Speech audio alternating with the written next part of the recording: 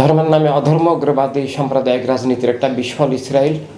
এখানে America, Britain, France, Germany আরও India অনেকেই জড়িত আছে এই গণহত্যার সাথে। তারা অস্ত্র দিচ্ছেন, সেনাবাহিনী দিয়ে সাহায্য করছেন। এটা মানবতার এক মহা ঐতিহাসিক বিপর্যয়। দুনিয়ার ইতিহাসে এই ধরনের ধ্বংসযজ্ঞ খুব বিরল।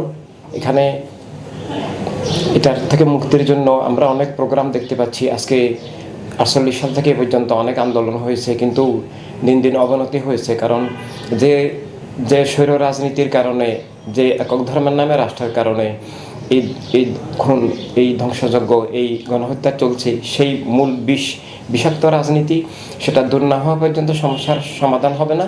তারপরেও বর্তমানে বিশ্ব জনমত যদি গড়ে উঠে, বিশ্ব জনগণ যদি সবাই নিজ নিজ সরকারকে চাপ দেন যে অবিলম্বে স্বাধীন ফিলিস্তিন রাষ্ট্র দরকার এবং সবাই গণহত্যা বন্ধ করা দরকার, গণহত্যার অভিযোগে যারা খুন করছে সেই ইসরায়েলি সরকারের বিচার হওয়া দরকার, এভাবে বিশ্ব মানবতা যদি জেগে ওঠে তাহলে এটা সাময়িকভাবে বন্ধ হওয়া সম্ভব। কিন্তু সেটার পূর্ণাঙ্গ সমাধান হচ্ছে ধর্মের নামে রাজনীতি এবং বস্তুবাদী জাতীয়তাবাদী চেতনার একক গোষ্ঠীবাদী স্বৈররাজনীতি নির্দূর করে সব মানুষের অধিকার ভিত্তিক, সব মানুষের নিরাপত্তা ভিত্তিক মানবতার রাষ্ট্র প্রতিষ্ঠাই মূল সমাধান।